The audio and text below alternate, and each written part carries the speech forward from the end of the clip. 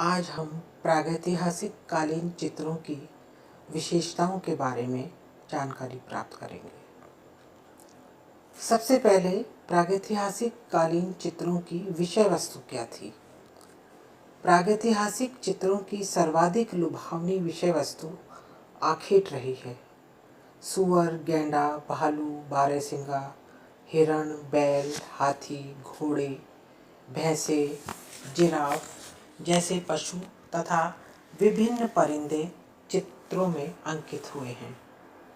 नव प्रस्तर युग के दूसरे स्तर वाली चित्रकारी में ये भयानक जीव जंतु मित्र रूप में भी पाए गए हैं, जैसे घुड़सवार करते हुए मानव, पशुओं को चराते हुए और उनको दोहते हुए तथा उनके साथ कृषि आदि कार्यों में पशुओं को दिखाया गया है।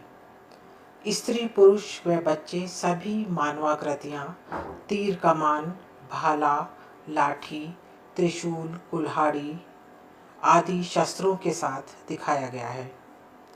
स्वास्तिक चक्र तथा विभिन्न प्रतीकात्मक पुष्प पत्तियों का भी अंकन यहाँ पर हुआ है। कृषि जीवन के अंतर्गत पशुपालन, बैलगाड़ियाँ, नौका विहार तथा मधु संचय आदि रूपों को दिखाया गया है। इन चित्रों में मानव ने अपने भावों को सरलतम रूपों तथा ज्यामितीय आकारों में संजोया है। यह कृतियाँ आदिम मानव की बाल सुलभ प्रकृति की उत्तम झांकी है तथा इन चित्रों में प्रागैतिहासिक युग के मनुष्य का संपूर्ण इतिहास संचित है। अब उन प्रागैतिहासिक चित्रों की जो माध्यम था बनाने का, वो क्या था? प्रागैतिहासिक काल के चित्रों में समस्त उदाहरण लाल, काले व पीले और सफ़ेद रंगों में बने हैं। यह चित्र चट्टानों की दीवारों, गुफाओं के फर्शों, भित्तियों तथा छतों में बनाए गए हैं। अनेक चित्र खुली हुई प्रस्तर शिलाओं पर भी प्राप्त हुए हैं। चट्टानों की खुरदरी दीवारों पर लाल यानी गेरू और हिरोंजी, काला यानी कोयला, काजल तथा सफ़ेद यानी खड़िया रंगों को पशु की चर्बी में मिलाकर ये लोग इसका घोल तैयार करते थे। इन चित्रों में रेखा या सीमा रेखा की प्रधानता है, इस कारण इसकी रेखा चित्र भी मानना संगत है।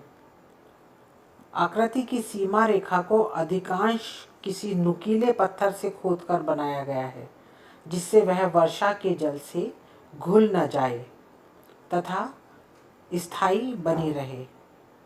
सामान्यतया 2-3 रेखाओं में मानव आकृति का निर्माण किया गया है और कभी कभी चौखुटे धड़ में मनुष्य आकृति बनाई गई है, जिसमें तिरछी और कभी बड़ी रेखाएं भी भर दी गई हैं।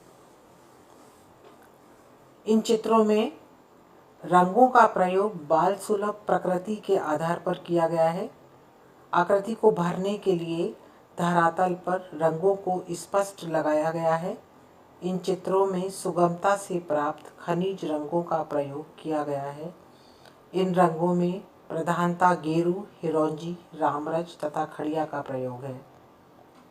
इन रंगों के अतिरिक्त रासायनिक रंगों में कोयला या काजल का प्रयोग किया गया है।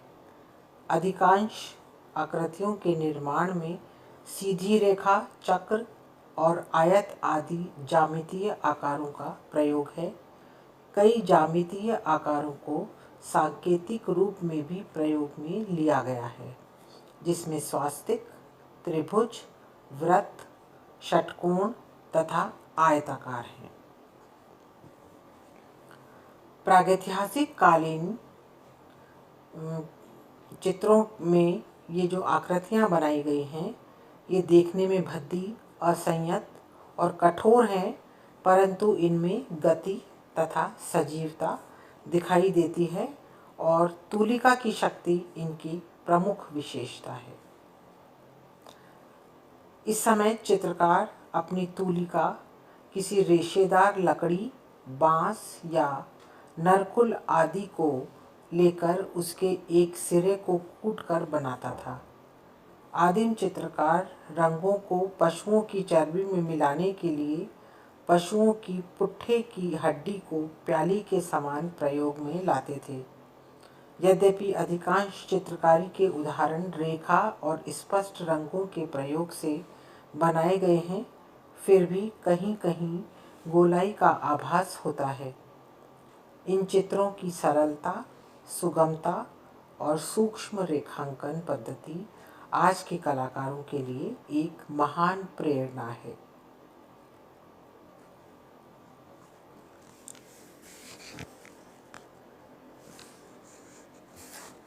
इन प्रागैतिहासिक चित्रों में कहीं भी आकाश, बादल, पेड़ पौधे, नदी व पर्वतों का अंकन देखने को नहीं मिलता, जबकि वह प्रकृति के रहस्यों को समझने में जुटा हुआ था।